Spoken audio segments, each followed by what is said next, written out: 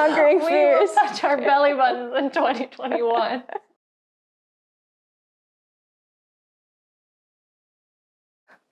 Hello, I'm Tacos, I'm Luna. and this is The Quest, where we are on an endless pursuit To become better people yeah, and she happier, said, more whole. all the above. And we're going to do that we're going to try to tackle this in 3 different categories. So physical, emotional, and community.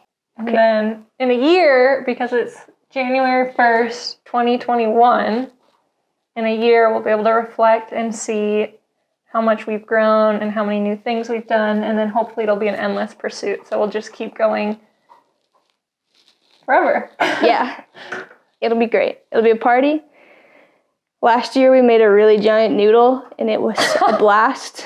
So who knows what this year will have in store for us. I love that out of all the things we did, what stuck with you was the giant noodle. It's the only one we recorded, which is why we're recording now. Last year we tried 24 new things, and that was a really good time. And this year we're doing something similar, but our goal is to, It's bigger than just new things. Yeah, but it's bigger than just us as well. Because like in the doing new things, we learned a lot about ourselves and about like how happy and how whole we could be through doing new things. So instead of just focusing on new things, we're expanding it. Yep. Or maybe focusing it more? I don't know. Yeah. Both. A bit of both. So today we're making vision boards to try to, put some of the things we have in our mind for what we want to do in 2021 and gather our thoughts and then put them into those 3 categories, the physical, emotional, and community, so they can fit together on our quest, on our journey. Yeah, and then hopefully at the end we'll be able to kind of combine our quests so we can support each other on our growth. And I don't know, just a lot of the stuff we end up doing together anyway. Yeah, pretty much.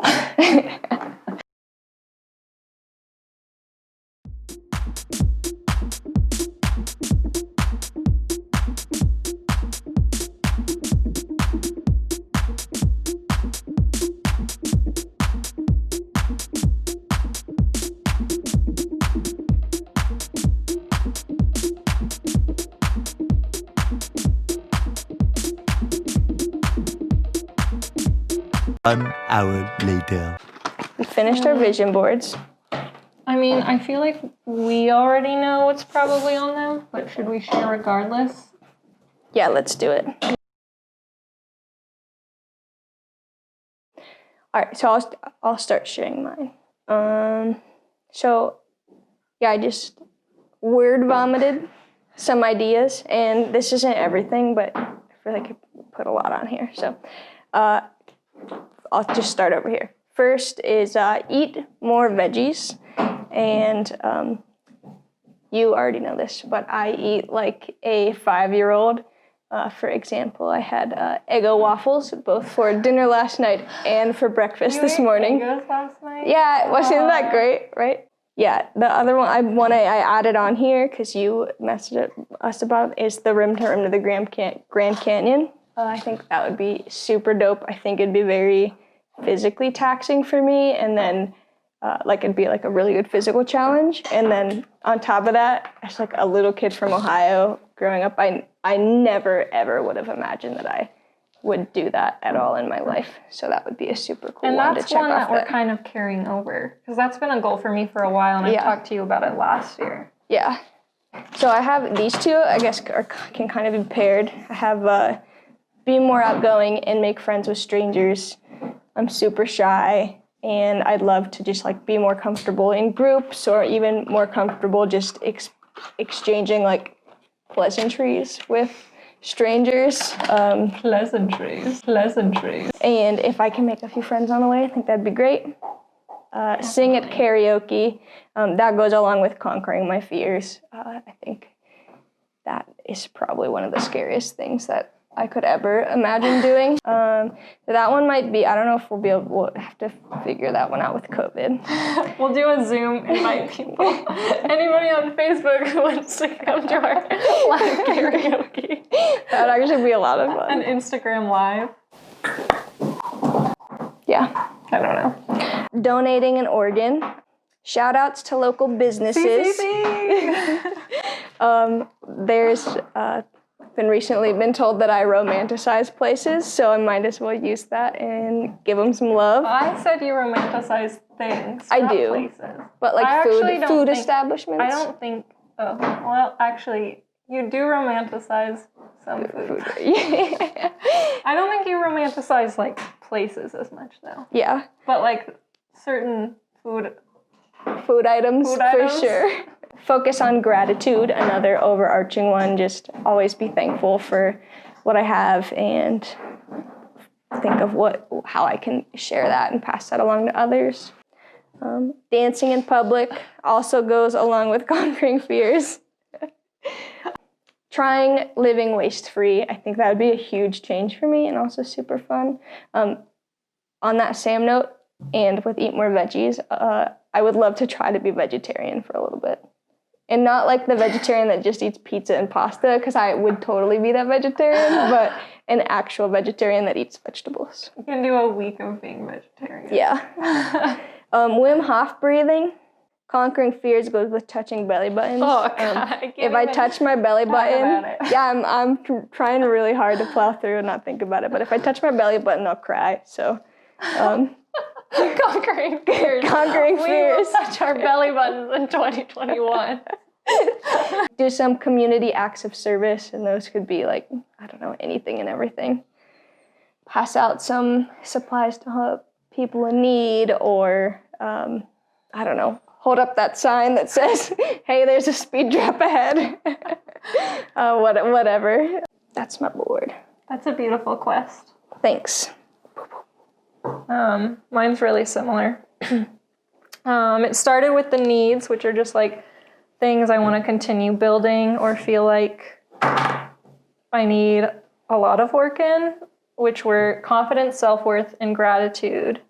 And then energy, environment, just like more love for the environment, and then friendships and self-worth. I was thinking, should I try therapy? I've always been someone who's kind of had a very like, I don't need that kind of look on it, so maybe I should just give it a go. Like actively trying to define my thoughts and like think about them every day and like restructure them. Meditation maybe. I definitely think that I was one that like the thought of therapy was like really off-putting to me. I grew up in a family that didn't talk about any problems, but I know I haven't done it a ton, but I think it made a huge difference. For me, it was a pride. It's always been a pride thing, like to get through some of the stuff I've had to go through as a kid without therapy made me feel like it makes me proud. Yeah. And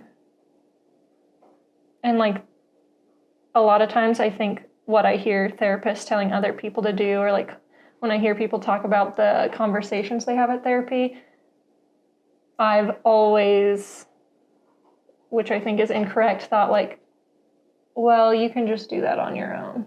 Like, Okay.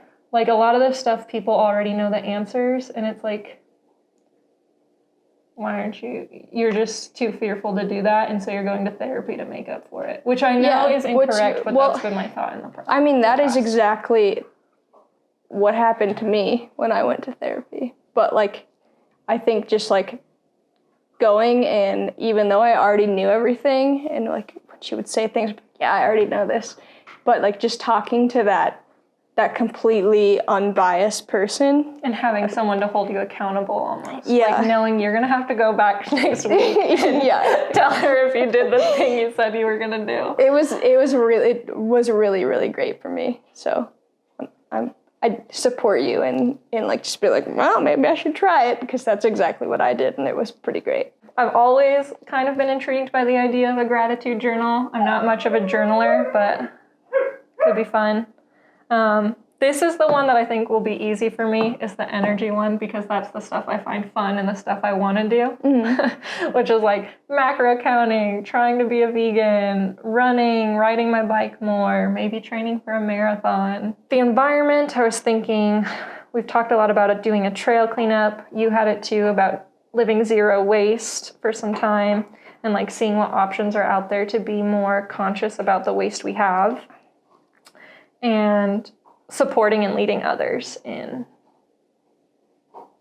learning about the environment, specifically because I'm a teacher. I think that third graders come from a variety of families and have a lot to learn. And I say that because I know what ends up in my recycling bin, and it drives me crazy.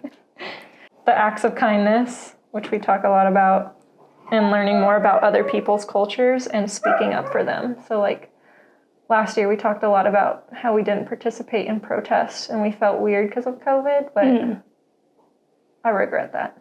Yeah, I do as well. And there's other times too where I've had the opportunity to speak up and I've not.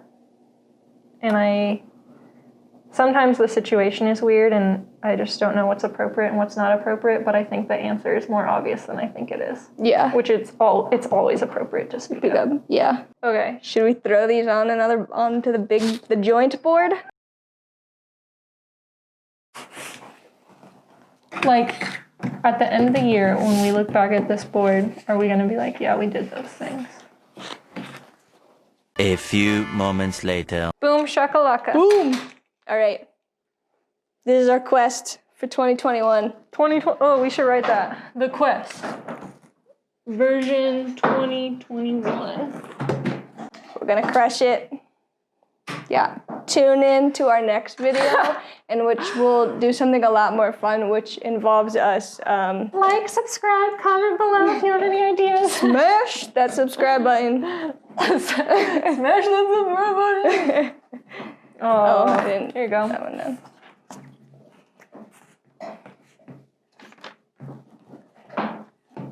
Honestly, though, if for some reason somebody does watch this, if you have ideas, we would love to know. Yeah, definitely. Or if you want to join in. Yeah, if you want to make your own quest, do it. Yeah. Okay. This is Lunan Talk signing off. Beep boop. Boop boop. We'll just end everything in robot noises. Okay. Beep boop.